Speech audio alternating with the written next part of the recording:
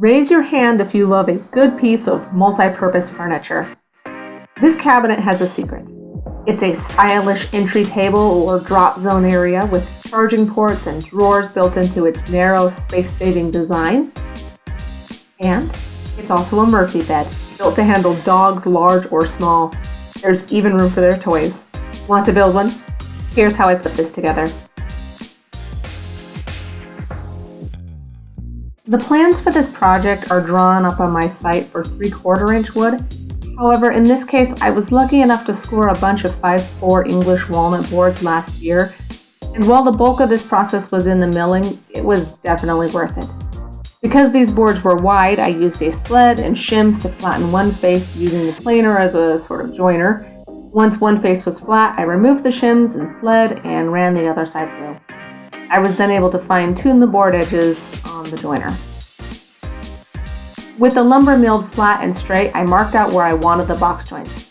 Because I wanted the joints to be fairly wide, I created my own super simple jig by cutting a piece of plywood, maybe 6 inches or so wide, and screwing it to my table saw's miter gauge. I then clamped the board to the jig on both sides, lined up the dado blade a little ways off each line, and made the cuts. Now obviously this isn't absolutely precise, but leaving a little bit of line and space left made that work just fine. The goal was to clear the bulk of the material so that I could clean up the rest by hand. Alright, now I'm going to be real about this one. My box joints ended up being pretty awful. This was definitely a big learning moment for me, so hopefully this will inspire you to try something new as well. Or you can skip the box joints altogether and do a miter joint or a butt joint. Since building this, I took a dovetail joinery course and would probably give that a go for the next round. So what I'm saying is that there are a number of options here. This walnut wood had a number of cracks and holes to fill, and I quickly patched those up with some Starbond CA glue and accelerator.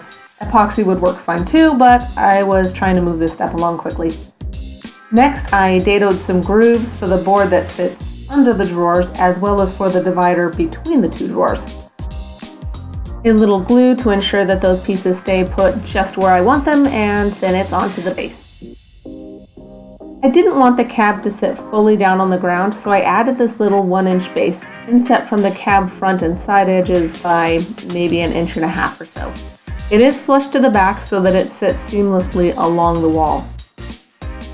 The shelves within this cab/Murphy bed serve a dual purpose.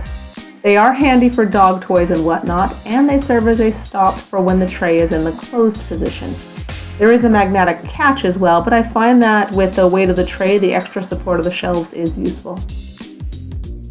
Speaking of the tray, the idea here was to make it look like a couple of doors. Originally, I planned to paint it white, but then I realized that I wanted some color, so I dug around my cupboards until I found something that looked good and painted it up. The test fit on the tray looked great, but here's where I ran into a problem. My original plan was to use a pivot hinge, but the tray and the fact that it is inset into the frame prevented that from working as I hoped. So I visited my local rockler where they graciously walked through the problem, sketching it out and analyzing solutions.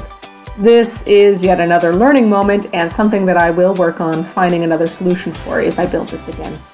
The knife hinge I ended up using worked great and was simple, but it did require me to chisel out grooves for the hinge about 3/16 inch deep on both the tray and the cabinet frame itself. Not insurmountable, but not as clean as I hoped. Like I said, I may likely build another of these and will update that on the blog when I find another solution. The link to that is in the description.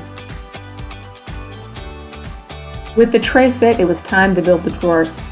Look, drawers really are no sweat, as long as the carcass is square. Problems happen when things are out of square, and taking those internal measurements is not really a straightforward process. So I used Rockler's 3-in-1 bar gauge to check the frame before starting on the boxes. One side was ever so slightly out of square, and I snuck a small shim into the back right corner to square up the full extension drawer slides. The drawers are different depths, as one is built short to accommodate the pop-up outlet I installed through the top of the cabinet, It does make for a small drawer, but it's kind of perfect for things like keys and the wallet. I used the bar gauge again here to double check those boxes as well during assembly. Everything fits better when it's there. To attach the faces, I spread Titebond on the back of the face, then added CA glue. I sprinkled the drawer front with accelerator, then held the drawer face on precisely where I wanted it with the aid of a couple spacers on the cab.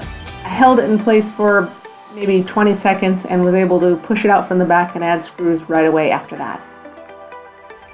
To install the pop-up charging strip, I used a large Forstner bit and drilled down through the top. I then cut the rest of the material out with a jigsaw. The power strip ended up needing more vertical space, so I had to cut a square through the next board down. If I did this again, I would create a notch there instead from the start, but this worked.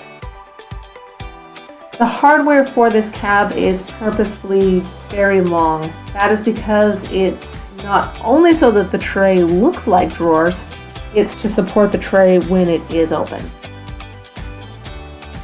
I finished up with some salad bowl finish by General Finishes.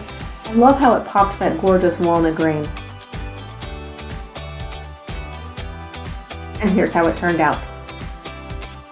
Despite a whole lot of trial and error on this one, I really do love how it turned out.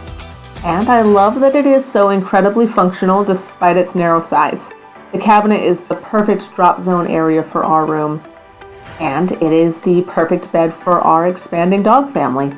A few months ago, we rescued our 18-month-old Airedale Terrier Ruby, and this week our new Golden Doodle puppy, Annie, will officially come home with us. So far, they have investigated the bed while she was here on a playdate, and it appears that she approves. I enjoyed this build so much because it challenged me nearly every step of the way.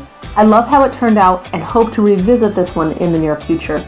Until then, the plans for this are a bit more fluid, and you can find those for free on my site at the link in the description. A big thank you to Rockler for sponsoring this build, and of course for helping problem solve the Hinge issue. Hopefully this inspires you to build something cool for your furry companions of whatever size. If you liked this, be sure to subscribe and follow along for more. Happy building!